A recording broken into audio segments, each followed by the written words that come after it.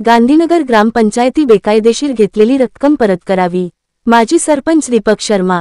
गेल्या काही वर्षांपासून गांधीनगर ग्रामपंचायतीकडून बेकायदेशीर 100 रुपये सार्वजनिक पाणीपट्टी रक्कम घेतली जात आहे, ती पूर्णपणे चुकीची आहे।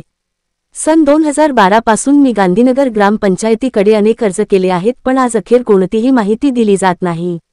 गांधीनगर ग्रामपंचायत हद्दीतील घर मालकाकडून घरफाडा पावतीमध्ये दरवर्षी सार्वजनिक पाणीपट्टी रुपये 100 घेत आहे। सन 2012 पासून ही रक्कम घेतली जात आहे, ती पूर्णपणे बेकायदेशीर आहे। ती रक्कम सर्वांना परत करावी किंवा घरफाडा पावतीमध्ये जमा करावी व त्याची पावती द्यावी।